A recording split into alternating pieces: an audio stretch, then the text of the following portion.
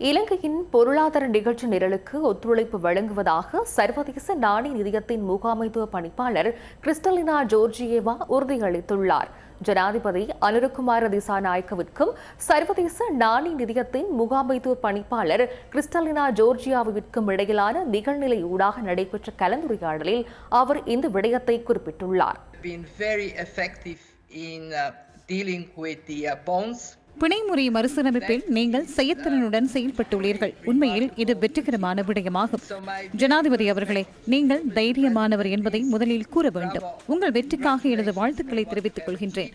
இது இலகுவானதல்ல என்பது எனக்கு தெரியும், எளிதானதல்ல. ஆனால் இவை அர்ப்பணிப்பின் பெறுபேறாகும். உலகளாவிய ரீதியில் நாம் இலகுவான இடத்தில் இல்லை என்பதை நீங்கள் கவனத்தில் கொண்டு வர விரும்புகின்றேன்.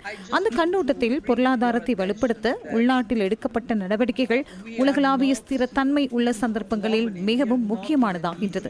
ஏனென்றால் நாம் அதனை கடக்கும் உலகளாவிய பொருளாதார சூழலில் இருக்கின்றோம். நான் 2 விடயங்களை கூற வேண்டும்.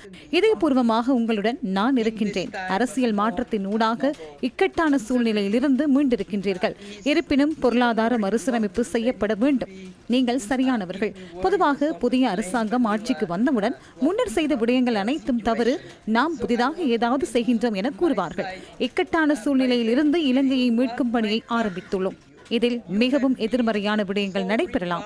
இலங்கை மக்களின் இதயங்களை நான் தழுவுகின்றேன். நீங்கள் கைவிட்டுள்ள வேலை திட்டங்களுக்கு நான் மதிப்பளிக்கின்றேன். இரண்டாவதாக, உங்களுக்கு ஒரு விடயத்தை கூற விரும்புகின்றேன். நீங்கள் ஏதாவது செய்வதற்கு நினைத்தால் சர்வதேச நாணய நிதியம் என்ற வகையில் நாங்கள் அதிக ஆதரவை வழங்குவோம்.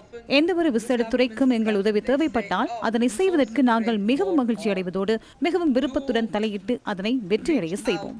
We would be very happy and eager to back you fully in what has been a success.